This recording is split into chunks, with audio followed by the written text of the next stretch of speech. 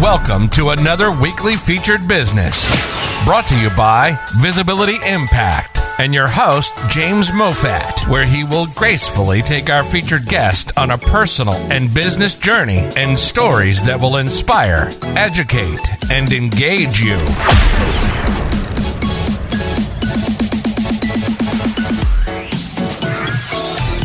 Hello, and welcome to another featured business, not on Friday. This is Thursday.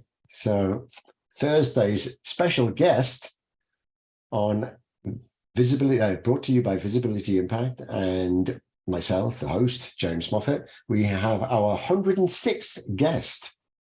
And Mia, I'm not going to pronounce your name properly, so I'm going to ask you, our 106th guest, all the way from Istanbul in Turkey, to introduce himself and his name. Hi, James. Thank you for inviting me, and it's really an honor to be here. And yeah, my name. Many people ask me about my name actually, and then how I approach it is like this, and I think it's fun for me. I've been given a name, and then people just call it the way they want. It's improvisation, so it's jazz. So however you call me, I'll answer, as long as I know that you're calling me. So that's all. I am. So if you could just pronounce your full name. Is this your real name or a pseudonym name? Or yeah, it is my real name, 𝗪𝗘𝗔𝗥. Yeah. Maybe even maybe I am not pronouncing it correctly, because it's a Hebrew name. Yeah. I don't know Hebrew. I don't speak Hebrew. So maybe I'm not even pronouncing it correctly. So okay, but Mia is a typical Turkish name? No, it's in Hebrew. It's yeah. So it is. But it is kind of a unisex name. It can be a boy's or a girl's name. I think so. Yeah. Yeah, because we have a friend actually. I mean, his friends are Brazilians, and they called their daughter, or one of the kids, Mia. It means light, and there was one very popular, I think, was it an Israeli president or something, 𝗘𝗔𝗖𝗛𝗪, but that was a surname, so I don't know. All I know is that my name is Meir. I have some friends who are called Meir also, and I don't know if I'm pronouncing it correctly. Those are the three things that I know about my name. Excellent. Okay, so if I call you Mia, this is okay? Definitely, more than okay. It's great. All right, excellent. So, well, let's make a start then. So, for the viewers watching this, or anyone watching the replay, then yeah, we just go through the story of Mia from childhood to where he is now, and any memorable moments he wants to share with us on that journey. And yeah, I ask our guests to actually fill in a questionnaire so I can steer the flow. And with that, I can also pick up on some things that maybe I want to focus on as well. Mm-hmm. So, I mean, looking at your questionnaire, it was actually fantastic because I thought I was actually reading my own. I thought I had to look twice because there's a lot of things that you do that resonate a lot with me as a child, but also I think with Boyan, because you mentioned something in particular that will always ring his bell, and anything to do with being an astronaut, then Boyan will want to jump in. So let's make a start. So first of all, for the viewers, where are you? I mean, I've kind of given it away saying Turkey, but whereabouts in Turkey are you living now, and where were you born? I was born in Istanbul, and right now I'm in Istanbul. And in between, I have been in different places, but I'm back here right now. So it's Istanbul. I live on the Asian side of Istanbul. Istanbul covers both continents. Yeah, I've traveled there a lot because I was in telecommunications, and I used to go and see the big telcos there. So I went to see Turkcell. I can't even remember who they are now, Vodafone and and others there. But used to go a lot, and flew into the main Istanbul airport, but then got in a deadly taxi and cross the bridge and go to the Asian side, which I actually found the Asian side was more European than the Asian side. Actually, those deadly taxis are just cruising for us. You know, like it's the regular thing, the way they go. I know it was. I mean, sometimes I would actually get the ferry instead, and then go round on the sea, because it was a more calm journey than going in the taxi. But I think it's like Istanbul is kind of like listening to, I don't know, heavy metal music. yeah. Relaxing in that sense. It's calming and relaxing with all its complexities, and So have you always lived in the Asian side? Yes, actually, I was born on the European side, but the first house that I lived in was on the Asian side, and then I kept on being on this side. Is there really that much difference? Because when I went there, I actually thought, I mean, I went in a street in the Asian side called, I always thought it was called Baghdad Street or something. Yeah, I'm actually really close there. Like I'm actually parallel street on top of. It is called Baghdad Street or something. Yeah. It is kind of the main high street, and you've got. If someone just plonked you there and said, "Where are you?" I think, "Well, America, of course," because you've got kind of all the Western shops, and they say, "No, you're in the Asian part of Istanbul." And I think, "No way, this can't be." But that was kind of the impression I got. I thought they've mixed it up, or I've mixed it up. This is the European side, surely. And they said, "No, it's the other way around." Don't you feel that or not? For me, the way I feel is more simplistic, probably, like because this place is built after the European side. It is more spacious. It has more trees. It's more in tune with the green and organic in a way. And the European side is more old city, which is very crammed and jammed, and those side-by-side buildings which lean on each other, and so there aren't much space on the European side. But I like living in a spacious place. Okay, let's move on, and we'll talk all day about Istanbul. Yeah. Which we could, because I had my first Turkish coffee there, waiting for the ferry, and well, anyway, and that's another story. So, growing up as a kid, have you got brothers or sisters? I have an older brother. Yeah, he's 6 years older than me. Right, and he's in Turkey, or has he ventured out? Yeah, he's also in Turkey, and yeah, he's married. So I have a niece. He has a daughter, and yeah. Are you similar or completely different? I would say both in a way. We have. You're completely similar. No, I would say both. Yeah, but completely simply different. It's really interesting that we have similar abilities to enjoy life and to joke about life, like similar abilities there. Though he is a more stable person, I would say, than me, in terms of his views, in terms of his stance, in terms of his way of living. He is more planned, more programmed in a way, and he's more grounded than I am. I am more airy, like I'm more flowing. I'm more floating in life, both with my ideas, both with what I do, both with also with how we approach life. Yeah.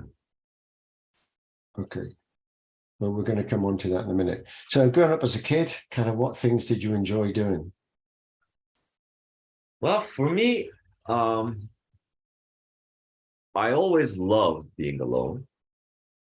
Like dreaming, daydreaming, dreaming, whatever, but also playing with systematic toys, mostly like Legos, but also electronics, also just pieces of metal or wood or whatever I find on the streets, and take them home, put them together, try to build something, try to build different systems where mechanical systems where you push something and it does something else, like trying to combine all these things. And I would create my own toys a lot of the times, like even if like I had like tools like toys like GI Joes and cars, remote controlled cars, and all these things.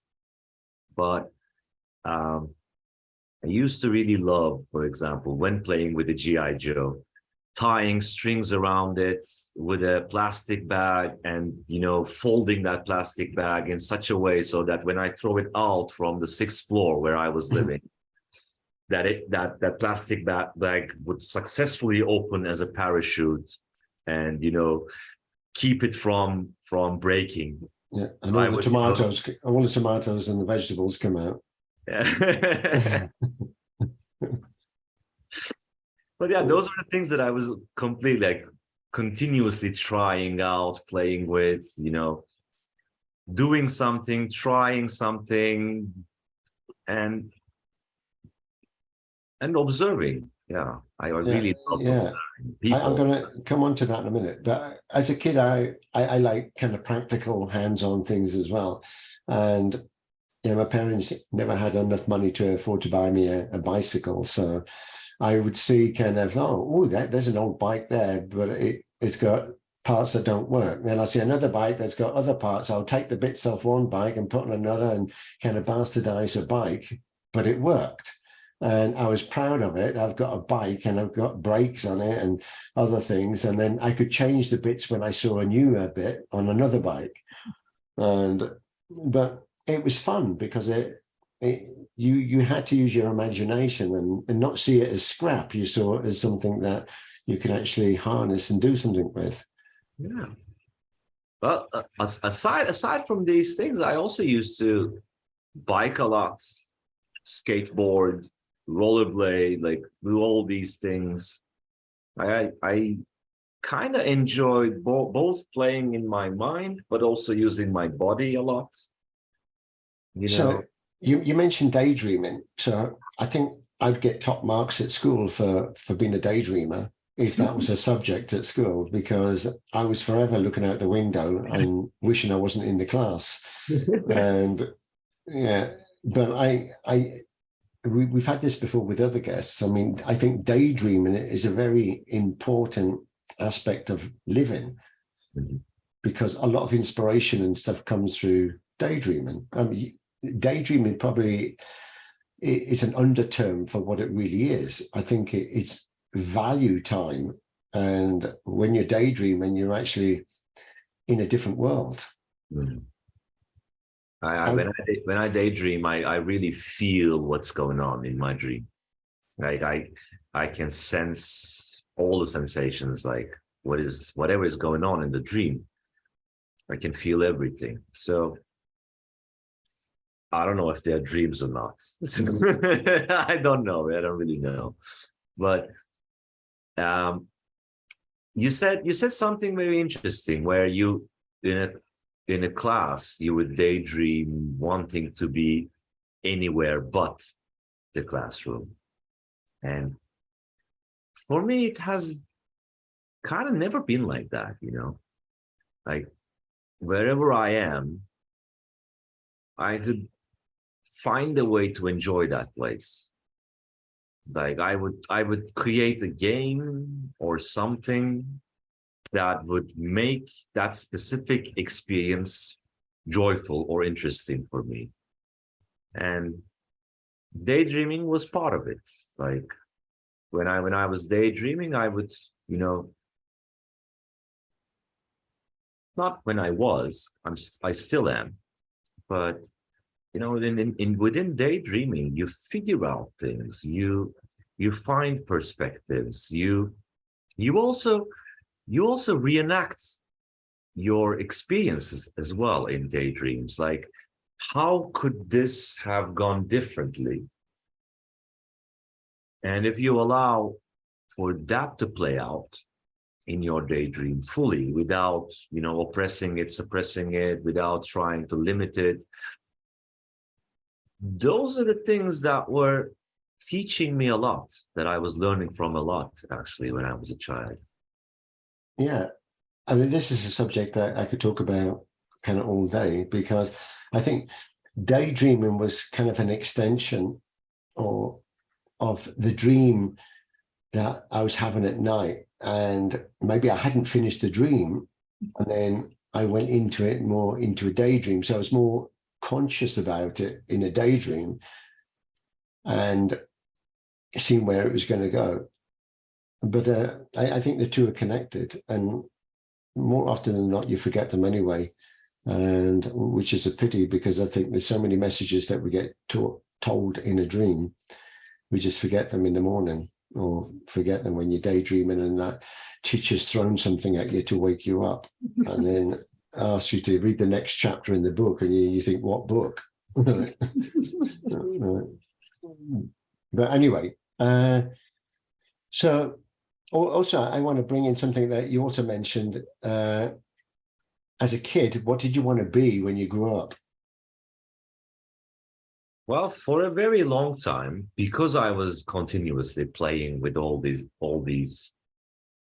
electronics or all these little things, and bringing them together, people around me always were saying, yeah, this boy is going to become a scientist or an engineer or whatever. But somehow, probably also because of my dreams, I was fascinated with flying. And spaceships, rockets? Not necessarily spaceships or rockets, just the sensation of flying, because I knew the sensation from my dreams. Oh, very interesting. Because I was able to fly at will whenever I'm dreaming, whenever I was dreaming, and still.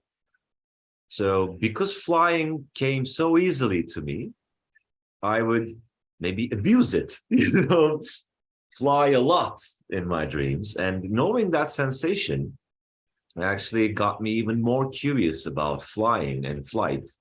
So in a way, for a very long time, I was researching about NASA. I was researching about aerospace engineering, aeronautical engineering, all these different types of engineerings which are related with going to the space, flying, whatnot, all these things. But it was the core of it, the foundation of it was just about the sensation of flying. So what I was interested in was, like, if there was a project that people would be doing jetpacks in that day, that would be my most interesting thing. So that's actually one of the reasons why I was, adding these parachutes to my GI Joes and throwing them out and seeing them, fall but not break. So I just want to bring Boyan in, because Boyan has a passion for aeronautical aviation, rockets, and going to the moon and stuff like that. So Boyan, maybe you just want to share. Yes, in fact, I have a cousin in America. It's his surname is Musk. He bought a small social network, Twitter. So I'm hoping he will bring me on his space shuttle. No, just kidding. It's my child dream to become an astronaut. So the closest reach out to the space was actually, I went to Cape Canaveral in the States, and I was willing, I was dreaming to be an astronaut, but I was willing to visit the Museum of Astronauts. but I got mistaken. So I think I thought directly straight to the place where the rockets are going. So for my good, or I don't know, but there was a military boot, so they stopped me. But it's still not really a dream, because nowadays the possibilities that you can really go and you can do. There's some space programs in Europe, also with the States too. So I feel young. So this is something that is also my dream. Yeah, it's quite funny about, I mean, a lot of guests talk about going to the moon, flying in a rocket and space and things off planet, basically. Now, yeah, I don't think we're just thinking that just because we do, or we like that. I think that there's something more in it that makes us say that. So even my eldest son, right, we used to do bedtime storytelling, and his very first story that he wanted was, he wanted his story and not the ones I was reading to him. And he said, like, Daddy, could you could you create my story with my imagination? I said, well, what do you want a story about? And he said, him going to the moon. Right, so we ended up creating our first book. So this is, and then it's all like about him going to the moon with his rabbit, and I mean it's magical. But kids love that. Now, I don't just think that they like it just for the sake of it. There's something deeper there. And when you talked about flying, can I ask you, how did you fly? I mean, did you fly like Superman? Did you fly high in the sky? Was it just a certain kind of height, or what? Basically, the way I can fly in my dreams is just simply in a way controlling the air around me, and sometimes flapping my arms. But not necessarily continuously. So it's just that I can, flap my arms and rise up, but then continue going up. But most of the time, my arms are open wide, and I'm flying in that way. And by the way, coming back to your question again, like what did I want to be when I grew up? This was not the exact way that I was thinking about it. Like, being something when I grew up was an idea that was not mine, that came from the people around me, and I was continuously aware of this. What was interesting for me, just that joy of feeling of flight. So I was just interested in it. And whenever I got the chance, I would explore it. So when I'm in my bike, feeling the wind on my face, I would try to go as fast as possible to feel that wind. I would stand up on my bike and start pedaling as hard as I can in the highest gear, so that I would go as fast to feel that wind, the feeling, the sensation of flight. Yeah, you've got me, just to interrupt you there, you've got me thinking of the movie E.T. now, and then you're pedaling so fast, and then up you go, up in the sky. But did you ever have a motorbike then? Yes, I did. Because you can have that, I mean, a bigger rush, I mean, because it obviously is a lot faster. The strangest thing about having a motorcycle was I sold my motorcycle because it's a fuel-based motorcycle, and I don't want to use fuel-based vehicles anymore. And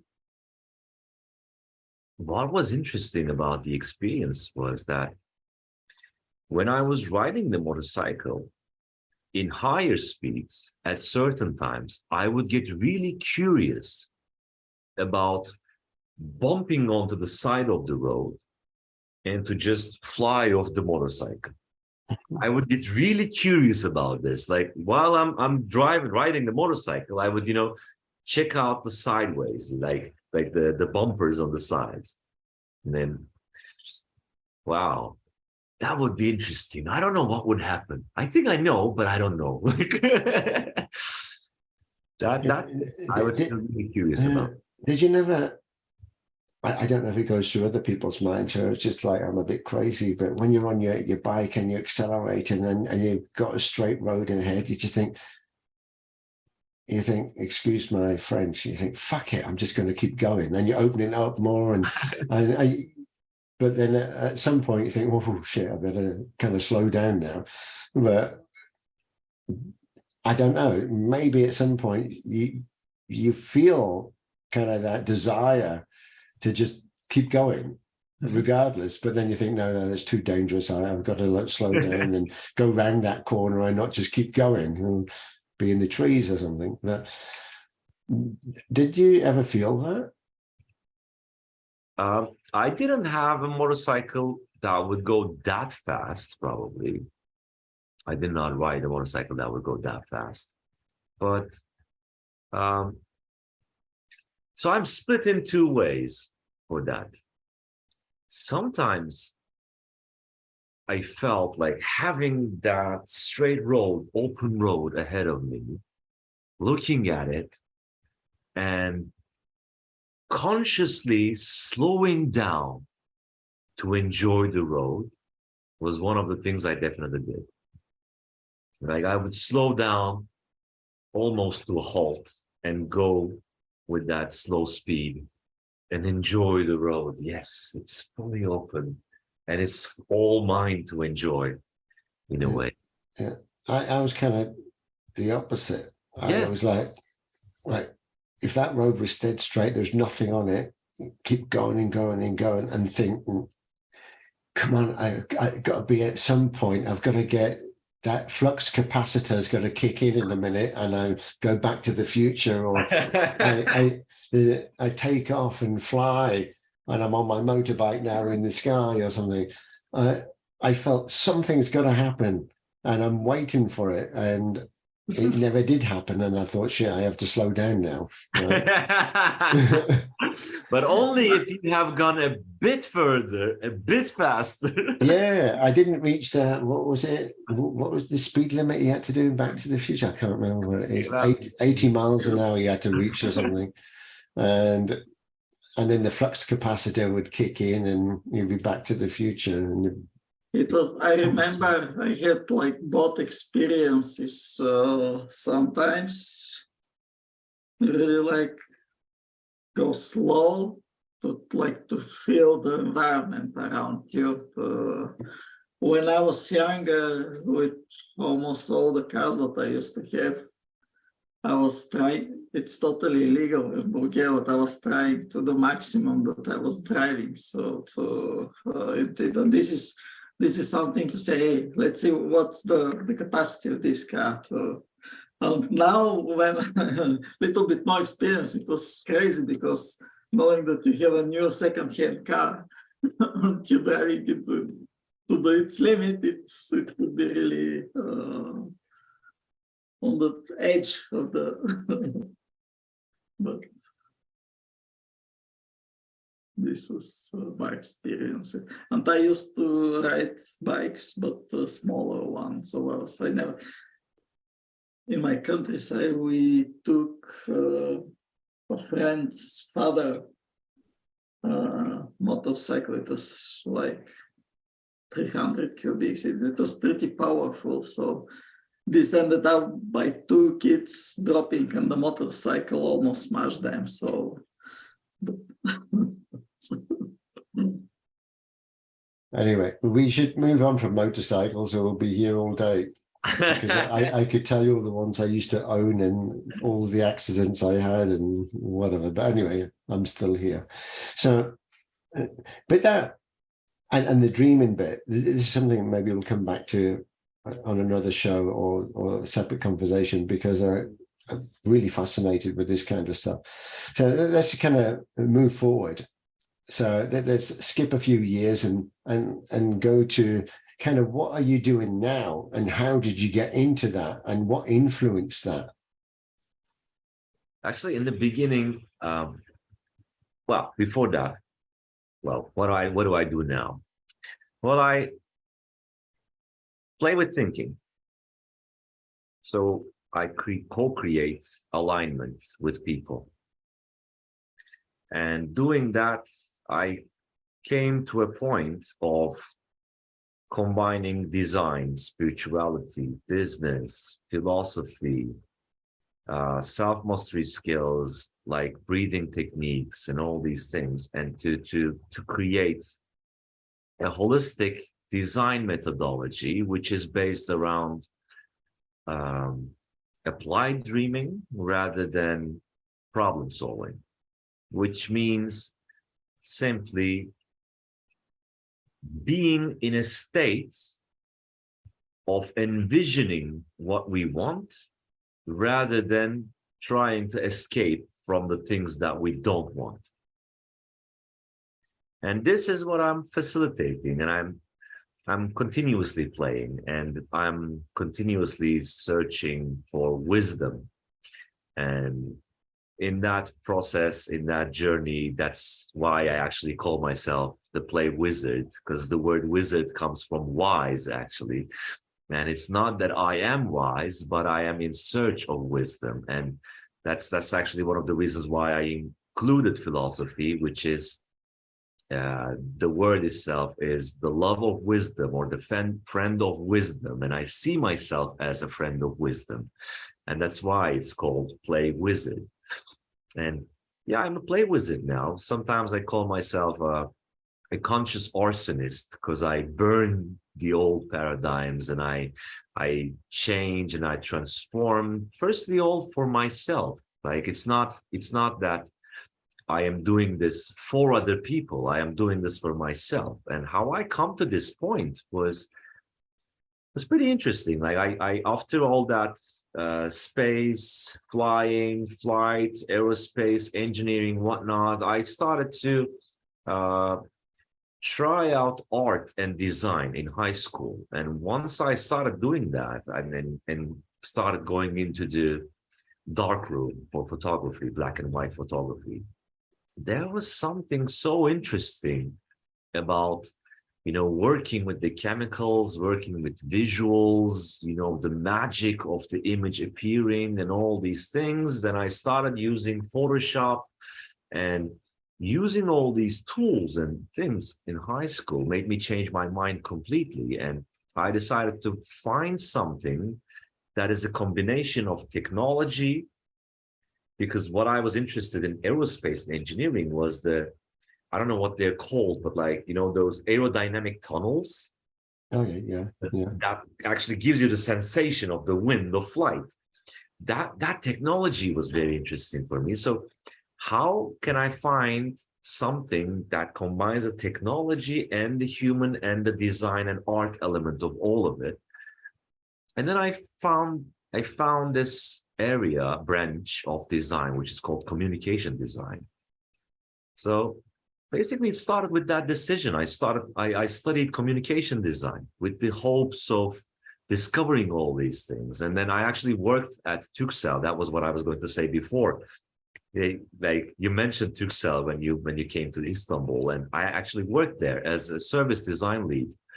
And there I started as a communications designer, interaction designer. Then I was continuously developing new methodologies, trying out new things. I was kind of like, you know, this person who would do what wasn't being done before.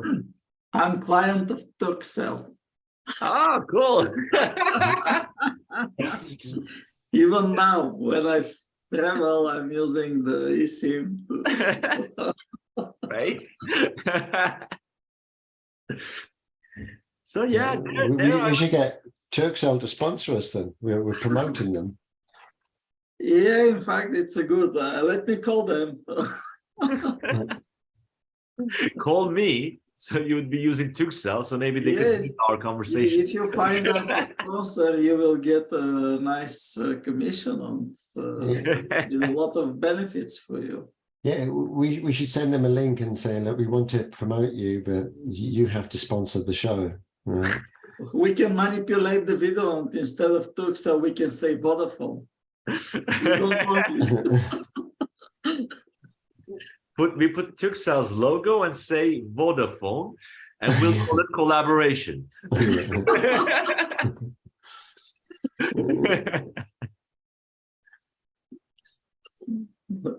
So yeah, my journey transformed in 𝗘𝗔𝗖𝗛 mostly. Like I tried many things, by the way, in the university. I did TV shows. I did TV. Yeah, I saw that. You said was, something. Yeah, sorry to interrupt. You said something about the, was it Snack TV channel in the Netherlands Film Festival or something? What's that? Yeah, for the Netherlands Film Festival, I designed their mobile application for the participants of the festival. But the Snack TV was actually a TV channel in Turkey, which me and a bunch of my really close friends, we decided to do a TV show and just knocked on their door and said, we want to do a TV show. And they accepted us somehow. I don't know how till this day. And I hosted 2 TV shows there. One was pretty interesting, actually. I was trying out many different jobs, like dirty jobs, not necessarily dirty, but, more like being a carpenter, being a shipyards worker, being an olive collector, working in a chicken farm, working in all these different places. I tried all these jobs in these TV shows. And then I also did some DJing, music production for a while. So I was trying out all these different things and meeting a lot of people. Yeah. Yeah, I forgot to ask, actually, are you musical? I mean, do you play any instruments or sing? I play instruments, digital instruments, like I play my computer. All right. Because you're the play wizard, so I mean, you play, but you don't play any instruments. Yeah, I play my laptop. All right. Yeah. What, with music? Yes. Oh. Like I can drum on my laptop and hit songs like that, and then I can use the tools inside my laptop, the digital tools to create music. It's all instrumentation. Oh, okay. Yeah, my nephew does that as well. I mean, he creates some fantastic music, like using his laptop. And I use my own voice, which is an instrument for me. But you have a synthesizer or something that you can make it different sounds? Well, when I record my voice, I can turn it into anything I want because I have the tools to change it. Very good. Plus you have the author rights, which is... Can you say it again, Boyan? You have the author rights to manipulate it. But also I have the interest to play with sound because I'm very much interested in sound engineering as well. Yeah. Yeah, right. You have a good voice for kind of sound overs or radio or things like that. Yeah. I use that voice for many things. People said that I do, yeah, a good voice for the radio, but don't come on TV.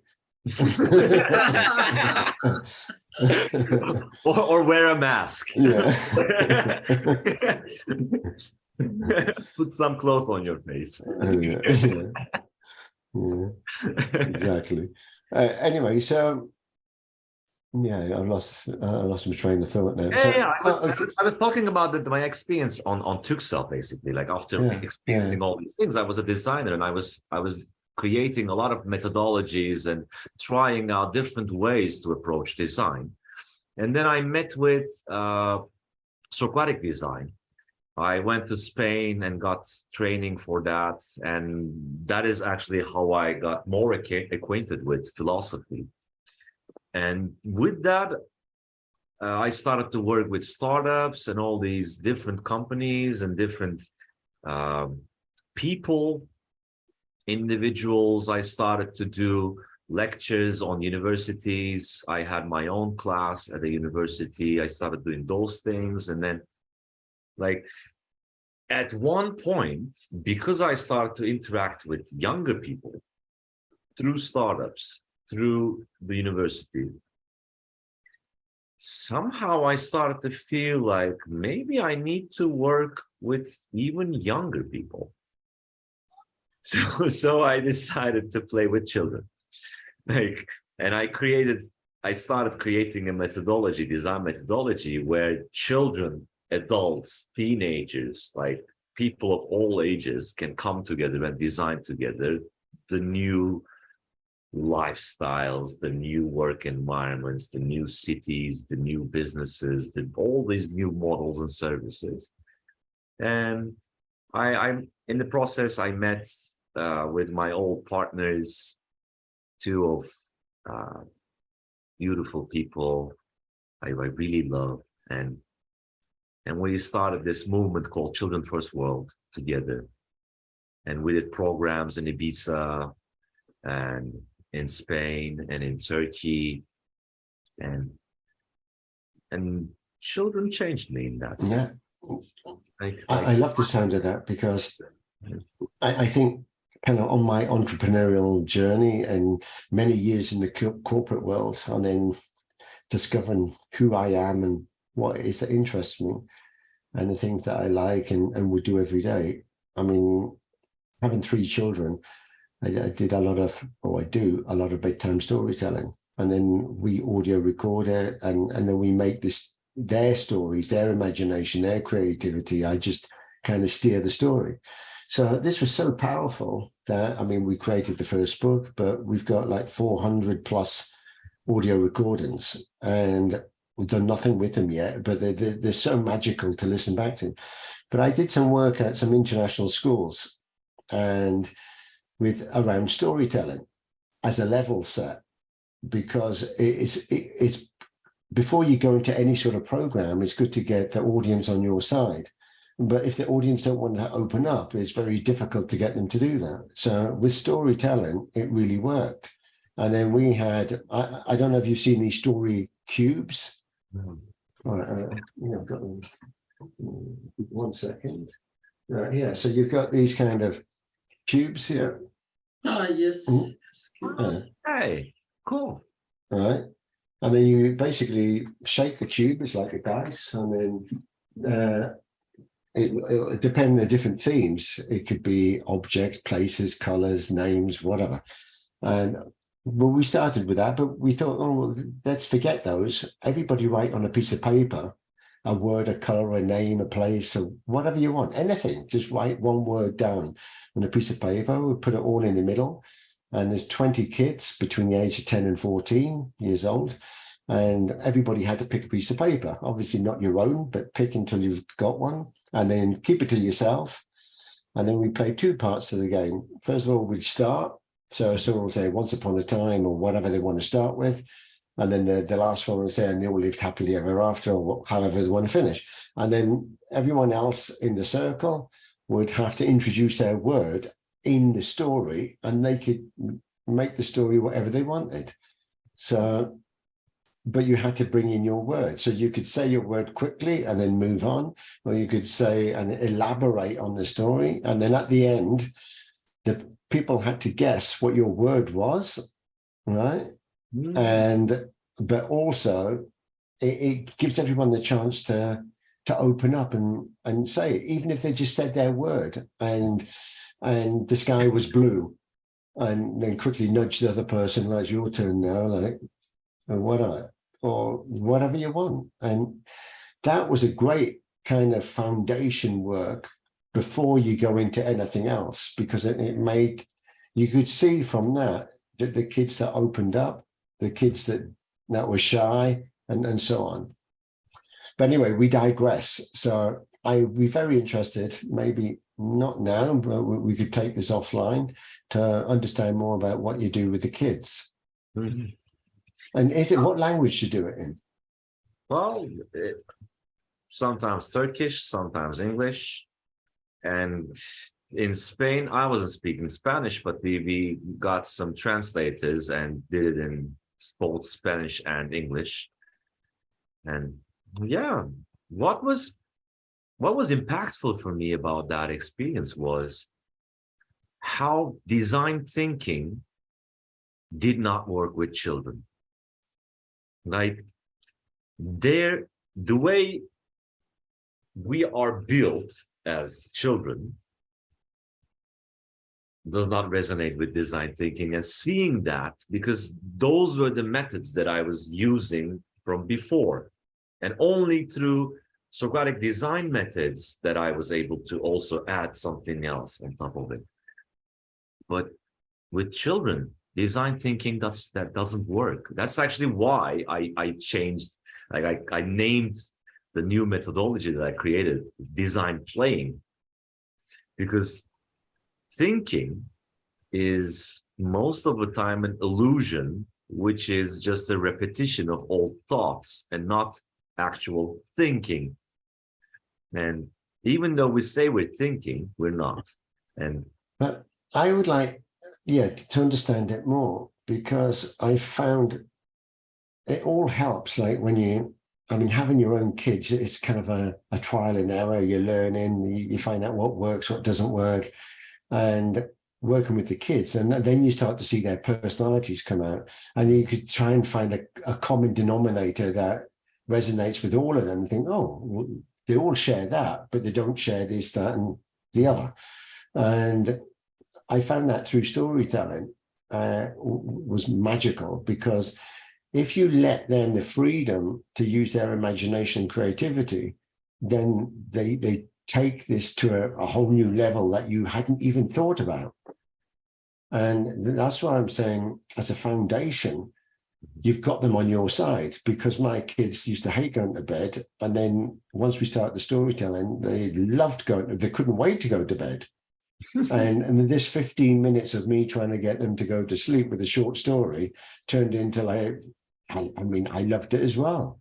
I mean, going like for an hour, my wife would be shouting, like, it's only supposed to be 10, 15 minutes. What are you doing? The kids have to go to sleep. And I think we're telling these magical stories. And you hear her in the recording, because we audio recorded it, right? And you hear her in the background, like, stop with the stories and finish now, it's bedtime. And that makes it even more funny, right? But one of the foundations, like you said, of the design principles that we were working on in Children First World was also about bringing the family closer together. So when we are working with children, it's not that the children are working for us. Like, they are there to enjoy. They are there to, feel the presence of everything. It's not that we are getting them to work for us.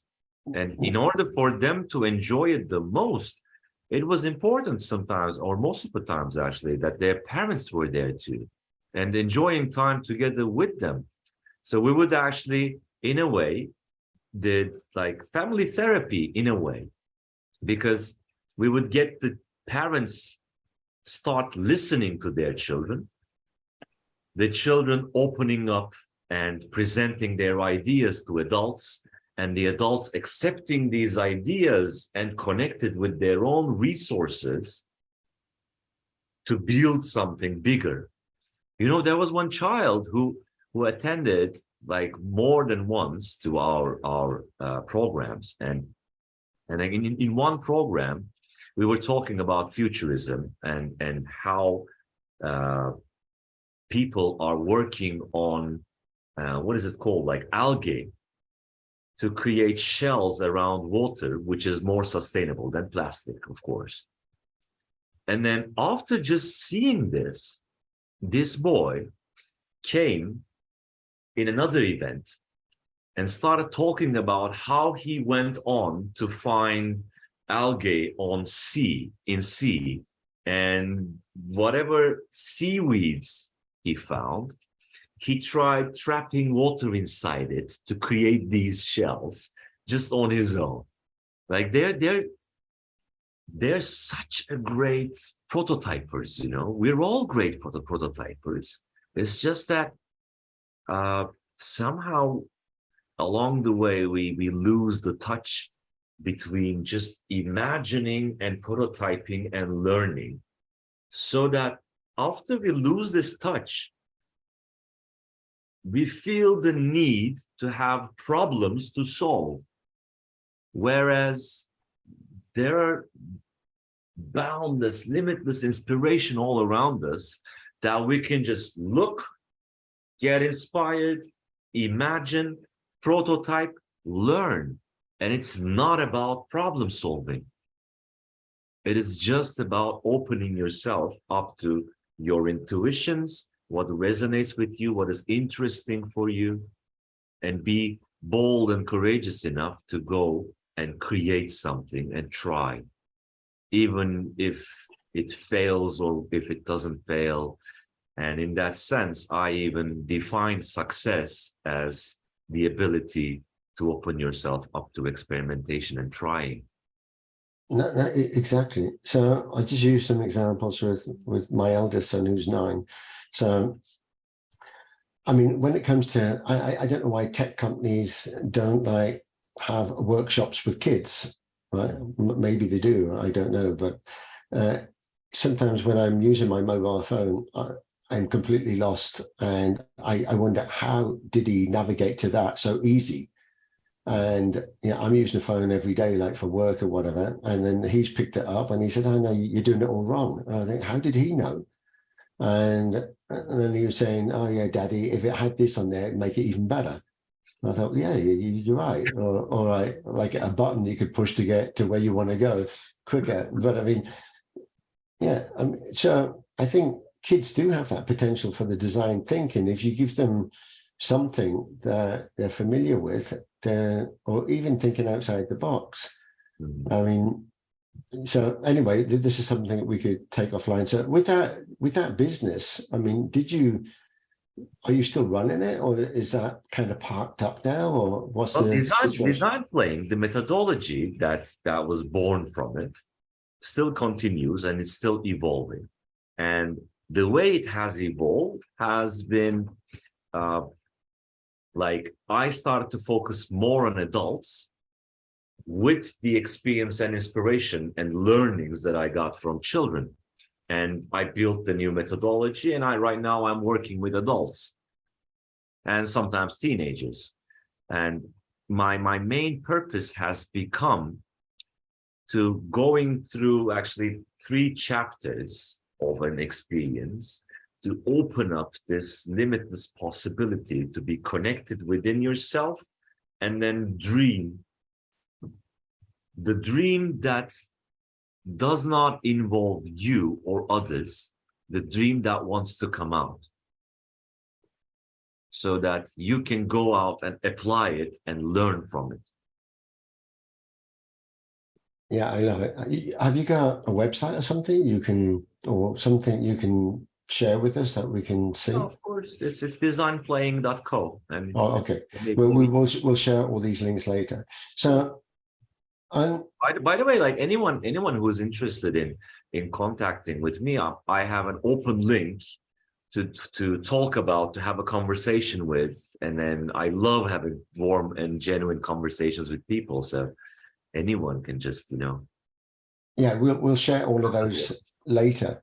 So do you do all of this alone, or is there a team of you? You mentioned in Spain, do you go to Spain a lot? Is a partner or something in Spain, or?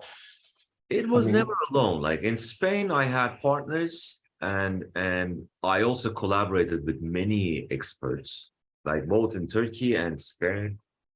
And like, by the way, within this journey, that's actually how spirituality came into play, because I started collaborating with many people who are experts in yoga, in meditation, in breathing, and then like many people who do ceremonies, and a lot of, I learned along the way the power of prayer, the music and their combination, and how they approach communities, and how they facilitate in a different way. So I started learning about all these different mechanics that work in facilitation.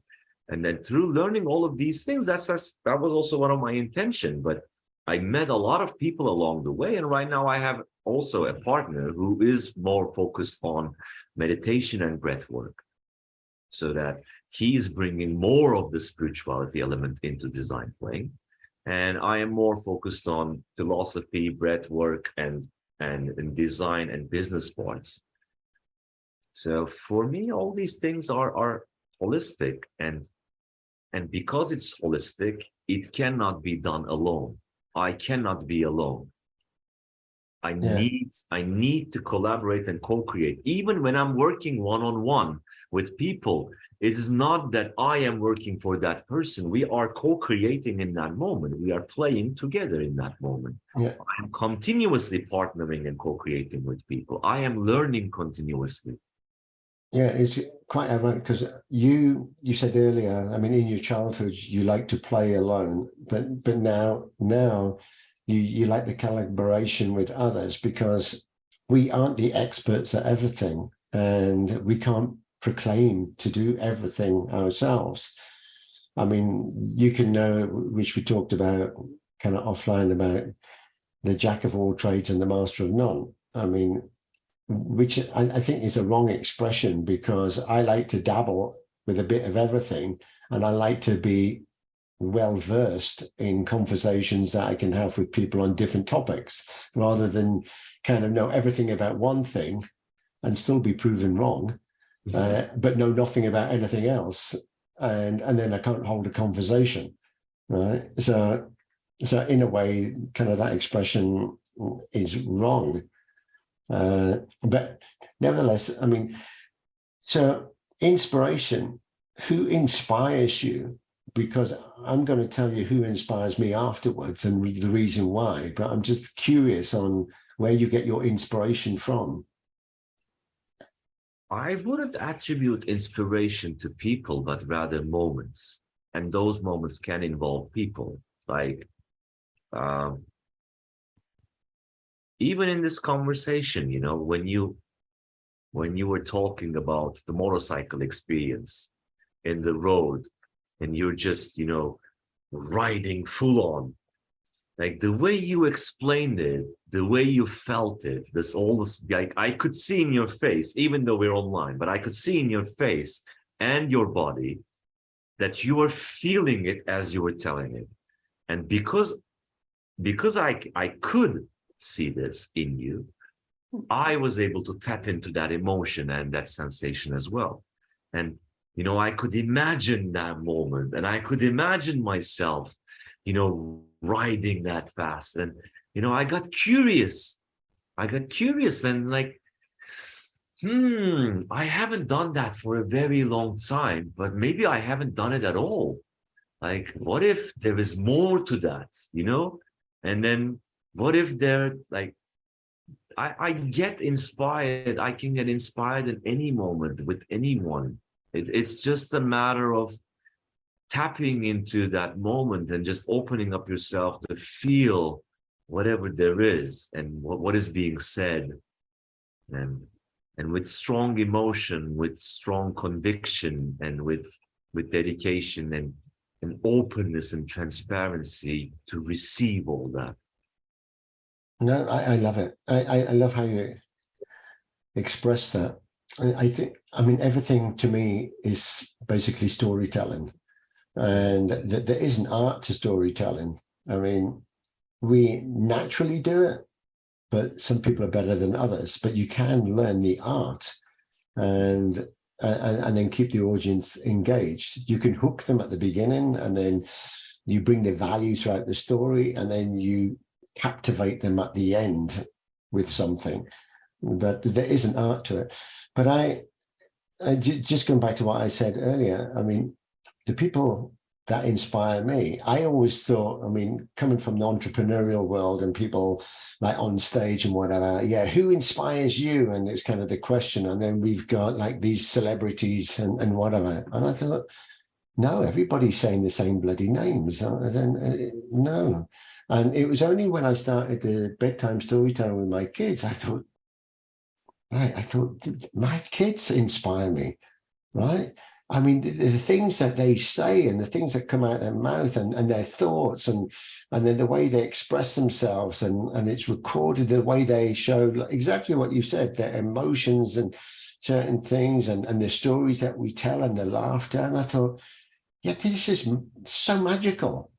If other people can feel that, we don't have to be a child to experience that. And maybe we push that away because we say we're not children, but that's the bit that's missing.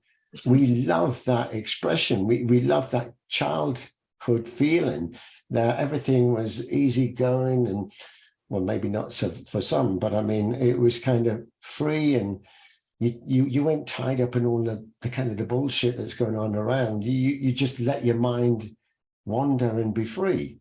And that's what I enjoy. And when I'm talking to you and you're sharing your stories, I mean, you're inspiring me. I mean, all of my guests inspire me. And that's basically why we do this show. Yeah. But yeah, I want to see, so where are you on kind of this journey? And is there anything that you need? And what are kind of your biggest challenges that you're facing at the moment? The biggest challenges I have is, even though I do things through my intuition, I don't know where I am in this journey. I don't feel the need to know. It's just that I have this excitement to spread the message. And that's actually one of the reasons why I opened up that discovery call thing where everyone can reach me so that I can have conversations.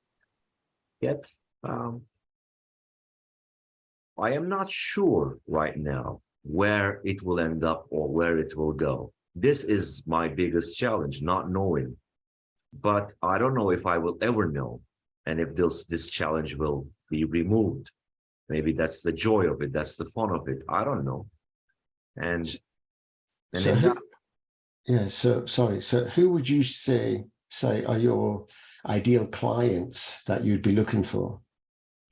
Well, I love working with entrepreneurs, solopreneurs, and startups with big dreams.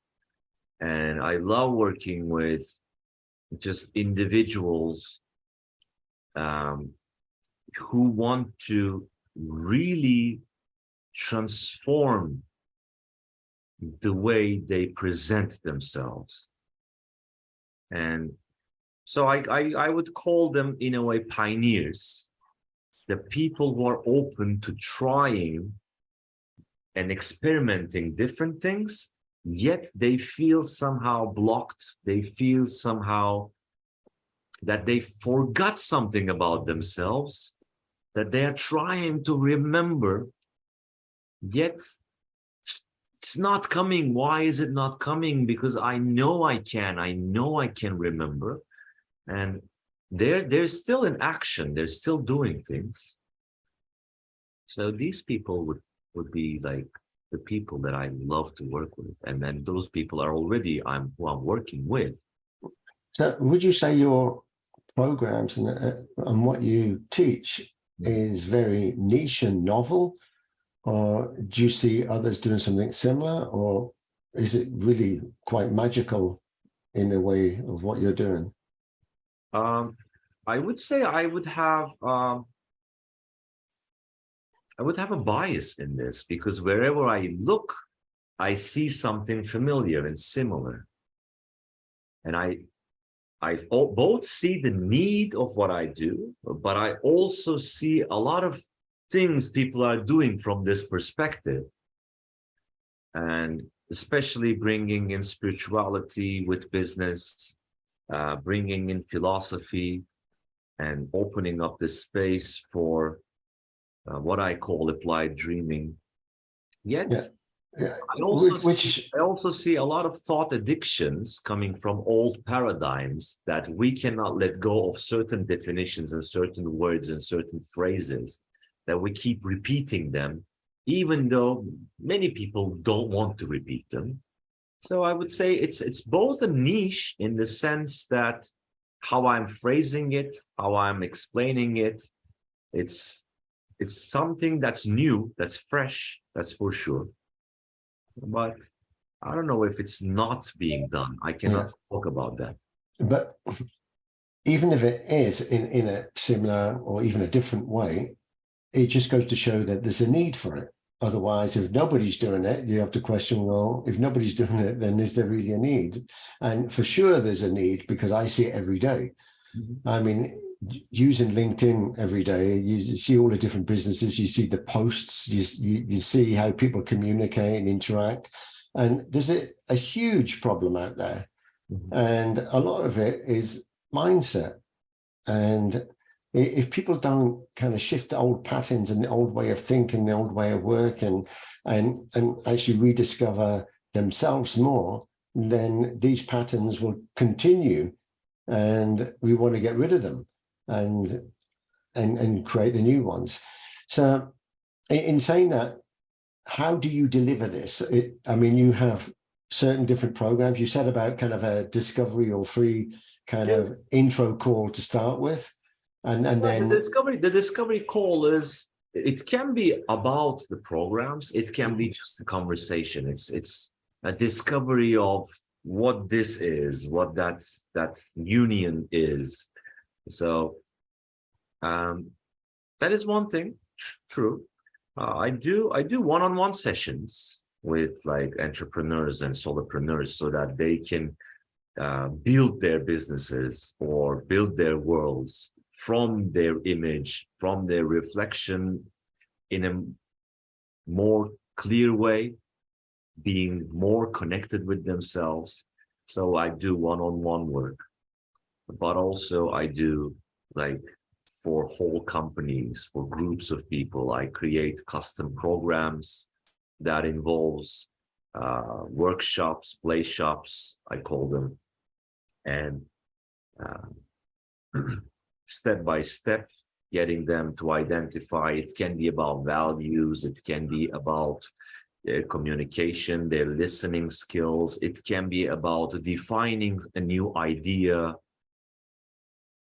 And so it has different forms. I am not organizing a lot of my own events or my own programs that are open for everyone to register right now. I am thinking of it, but there's just one challenge in that, which is it continuously speaks to the scarcity mindset, where announcing tickets with a deadline continuously creates the idea of 5 days left, buy your tickets, none will be left, buy your tickets, hurry up, there is not enough left. You know, all this scarcity messaging, it demands that in a way. And if I can somehow become more friends with it and understand it further and find my way around it, which aligns with my values, I would be more inclined to start things like that. Yeah, no, I fully understand that. I've seen those kind of, pushing you into like 5 days, 4 days, 3 days, 2 days. Oh, it's the special offer, and 2 for the price of 1, bring a friend. And you've kind of lost the essence of kind of the show, is being kind of like get in quick, otherwise you're going to miss out. And I think, well, I'll miss out then, right? Yes. Because you're right. It's something that you've got to do it when you're ready. Mm-hmm. But sometimes on the opposite end, sometimes you need a bit of pushing, because maybe you'll never be ready or never feel you're ready. And so you need a bit of motivation. So you kind of, there's a fine balance between the two. True. I still experiment with different things. So sometimes you can see some events that are open, like a few weeks ago, I think 2 weeks ago, I did a Socratic dialogue session, which was open, but both a part of a community. Actually,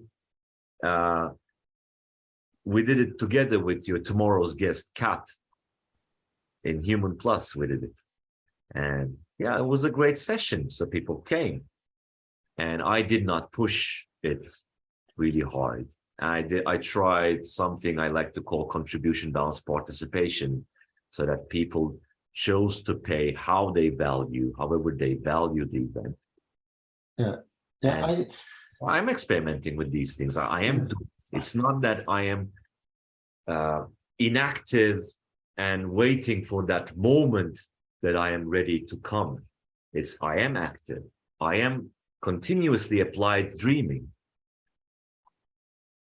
Yeah, I think, I mean, I love what you do, and a lot of the time it's about creating that visibility of the powerful programs that you've got.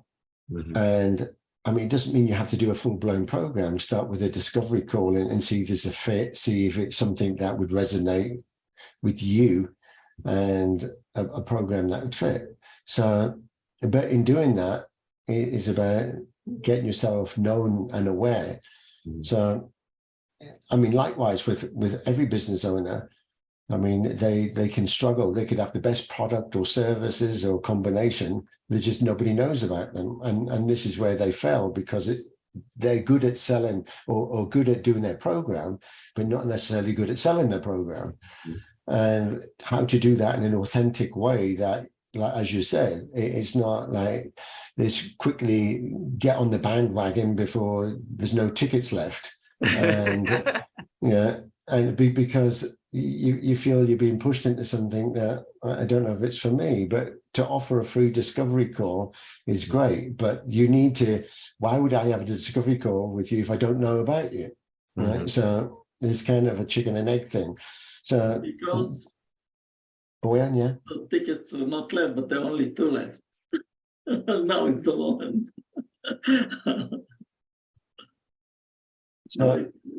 Okay, sorry, go ahead. So actually, with what we're doing for the show, you're our 106th guest, so we will try to help. I mean, the objective is not just to have a nice interview and a great time and you to share your story, which is fantastic in itself, but also how can we help 105 different guests to actually talk to each other first. I mean, because your clients could be other guests, right? Because you'll resonate a lot with a lot of people. Mm-hmm. And if you resonate with them, then why wouldn't you want to see if there'd be a fit? I mean, you might like their program, they might like yours, or you create a program together. So that's the idea. And also to help people like sell their services and be successful. So I just like to thank you once again for being a fantastic guest. I love everything about what you've told me, your childhood, the stories, kind of where you are now. And yeah, I mean, for me, I'd like to be part and see if we can collaborate together on some things, because I'm sure that there's a good fit there. And it's easier sometimes, like, as you said, like doing things on your own as a business owner can be a challenge because you are not the expert at everything. And yeah, I can struggle and then procrastinate and then never actually do the things I need to do because I don't like doing those bits. I like doing the things that I want to do, but they all go together, unfortunately. But doing it with other people, then you can kind of share that load. Definitely. So is there anything that you want to kind of close with and leave us, or any questions you want to ask? Or I don't have anything specific right now. It's just that I am feeling a lot of gratitude for doing this. And I would like to again thank you for inviting me. It was a really, really genuine and very open conversation, and I really enjoyed it. And I find it more important to have these, really connecting moments than even to think in terms of maybe like terminologically collaboration, like co-creation, or client partnership, whatever. Like it all comes down to this meaningful connection. And if you have that, if you feel that resonating with you, then that's all that is, you know. There's this question that they ask, like, is it the journey or the destination? And then the answer actually is, it's the company, you know. No, exactly. No, I love that, because I used to write a blog many years ago, and I said, it's not the destination, it's the journey, or something like that. I mean, it's got 200 great stories in there. But anyway, yeah, it's never the destination, because when you get there, there's somewhere else to go after that, so that the destination will always move. The biggest challenge is getting on the right. I always use a metaphor like being on the right train. Right, I've got on the wrong train. I need to get off that and get on the right train, because that destination is not where I want to be going. Right, but on that way, I've got off the train and got on the platform, and I've met you. And you said it's the people you meet on the journey. It is 100% the people you meet on the journey. And then you think, well, I'm going to get on your train because I want to spend some time with you.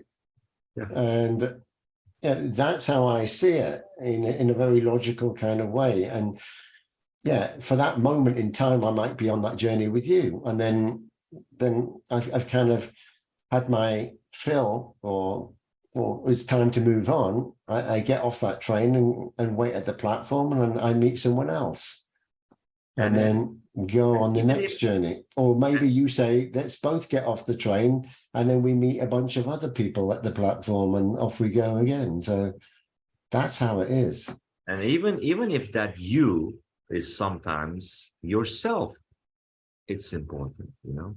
Yeah. Sometimes meet yourself, some other part of yourself, some other side of yourself that you were not seeing before, and you get excited, and you enjoy that side, and you discover that side, you explore that side of yourself. And that's also important, that you can be your own company as well. Exactly. So on that note, I'd like to thank you for being our 106th guest. It's been a very magical moment. I've enjoyed your story. I mean, I could spend hours talking to you. I just think that you're a fascinating person, that there's so much that we have in common. And I wish you great success. I will share the video once we've kind of topped and tailed it, so you can then share that out with the wider audience. And yeah, I look forward to working with you. I know we're connected already in different platforms, and yeah, we're on the same train for a lot of things. So I look forward to that. I feel that. I'm also looking forward to that. Thank you so much. Yeah, you're welcome. Thank you. It was really nice to meet Boyan, you. I also would love to have conversations with you, and I did not have. I sent you a connection on LinkedIn on purpose yesterday. I didn't connect it. Also, when James sends you a link to your video, you can scroll down to the featured guest 25 or 24. I don't remember who was I. There you are. I will find you.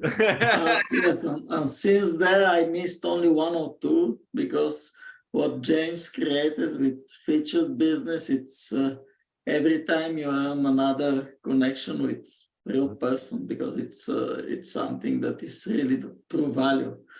It's not just random networking, or it's you connect with the people. This is the true value that James brings with this. And now we want to, as he shared, we want to kind of like level up, to feel like a community that we are part of, and to help each other to be better of us, let's say. We're getting there. Okay. So, yes, I mean, we have another guest tomorrow. If you want to join, might see you tomorrow. If not, then yeah, have a wonderful life, and we will be connected, and we will be speaking again soon. See you. Thank you. Have an amazing rest of your evening. Bye. Thank you. Thank you. Bye. Bye. Wow, that was another featured business brought to you by Visibility Impact. If you'd like to be our next featured guest or learn how James Moffat can help you leverage on the art and power of interactive storytelling for your business, reach out and schedule a call now.